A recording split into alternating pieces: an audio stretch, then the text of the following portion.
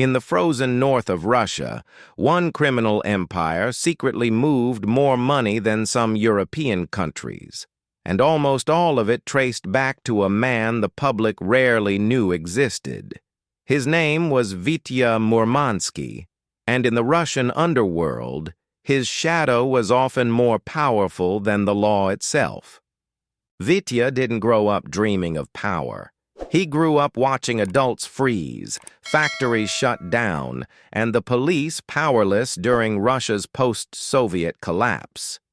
In the chaos of the 1990s, when shootouts were normal and the mafia basically replaced the government, Vitya didn't try to be the strongest, he aimed to be the one who never got seen. Where others fought in the streets, he built connections. Where others flashed cash, he studied systems. Where others died in gang wars, he walked away untouched. By the early 2000s, his name whispered through bars, truck stops, prisons, ports. Always low, always careful. Murmanski handles the North. Power attracts three things: enemies, ambition, and the state. Vitya had all three breathing down his neck. 1. Rival gangs. The moment he expanded from local rackets into something bigger, everyone started paying attention. Chechen groups wanted his fuel routes. St. Petersburg syndicates wanted his ports. Ex-military gangs wanted his protection rackets. And the old-school Vori v Zakone hated him because he didn't follow their ancient traditions. They saw him as an outsider, too modern, too calculating, too unwilling to play by their rituals. 2. Law enforcement. And then there was the state. Not just the local police, they were jokes. The problem was FSB agents sniffing around his shipping companies, anti-corruption units tracking bribes, Interpol monitoring data leaks from his cyber network. He didn't fear prison, he feared getting sloppy. 3. Internal pressure. Running a giant criminal machine isn't glamorous, it's exhausting. You're always one step away from a wiretap, a mole, a rogue lieutenant, a rival buying out your accountant, or some kid with a gun trying to make a name. Vitya survived because he didn't pretend to be a king. He acted like a computer. Cold, calculating, no emotion. But even machines break. Now we dive into the real engine of his empire, the parts most people never see. 1. The Arctic fuel mafia, his core business. Murmansk's ports were his playground. Dozens of accidental fuel shipments vanished every year. Tanker logs were rewritten. Half-empty trucks reported as full. Full trucks logged as empty, thousands of liters simply lost in storm conditions. Except storms had nothing to do with it. This one operation alone made him millions. Clean, constant, predictable too. Cybercrime. The modern goldmine. People think Russian cybercriminals are lone hackers. That's naive.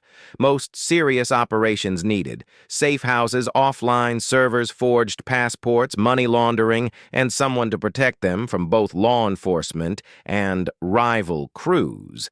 Vitya became that someone hackers paid him not for muscle, but for invisibility. His network filtered stolen credit card data through Europe, Asia, and even Africa before it resurfaced. Every successful ransomware hit. He got a percentage. 3. Community dependency. His shield. Here's the part outsiders always misunderstand. Vitya didn't rule with fear. He ruled with usefulness. When pipes burst during harsh winters, he sent workers. When electricity failed, he paid for generators. When families struggled, he delivered food packages. He was brutal with enemies, but reliable with locals. That created something more effective than loyalty. Silence. Police asking questions. Nobody saw anything. Nothing happened. Everyone was home. Everyone was asleep. You can't arrest a ghost if nobody admits he exists. 4. Legitimate businesses. To survive long-term, a mafia boss needs legitimacy. Vitya built trucking companies, seafood export firms, repair workshops, logistics warehouses, all real, all functioning, but all secretly feeding his criminal operations. If the state shut down one revenue stream, 10 others stayed alive. This made him harder to kill than any violent gangster. Every empire cracks from the inside, never outside, and Vitya's crack was a man named Artyom, one of his oldest lieutenants. Smart, quiet, trusted, which made him the perfect traitor. The betrayal begins. At first, Vitya ignored the small signs. A shipment delayed. A convoy rerouted a rival crew, showing up where they shouldn't. But then things escalated. A warehouse raid wiped out 3 months of goods. A container full of stolen diesel disappeared entirely. And worst, a loyal friend of Vitya was found dead near the docks, hands tied, tongue missing. Classic message, you have a rat. The breaking point. Vitya didn't rage. He didn't scream. He didn't accuse. He watched. He waited. He traced the leaks. He followed the patterns. He let Artyom believe he was winning. Meanwhile, Vitya rebuilt his circle behind the scenes, a purging of anyone even slightly suspicious. He invited Artyom and the rival St. Petersburg crew to a peace meeting inside a derelict fishing vessel neutral ground. No weapons allowed. At least that was the lie. Inside that ship, the conversation supposedly lasted 10 minutes. Outside, the ship burned for 8 hours. Firefighters reported no survivors. No bodies found. No remains recognizable. Locals call it the night of smoke. Vitya called it balance restored. That night erased half his enemies and re-established absolute control. But it also marked something else. He sacrificed the last piece of humanity he had. From that point on, he ruled like a ghost, unreachable, emotionless, untouchable. So, who is Vitya Murmanski? A smarter criminal than his rivals. Yes. A man who built a system, not a gang. Absolutely. A ghost who controlled fuel, ports, cybercrime, and whole neighborhoods without ever appearing in the spotlight? No doubt. But he also represents the truth about organized crime. It's never about glamour.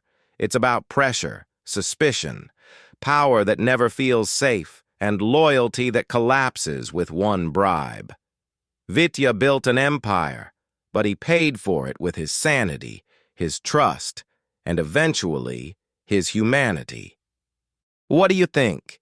Is Vitya a criminal mastermind using brains over bullets, or just another tyrant hiding behind the fear he created? Tell me who you want next.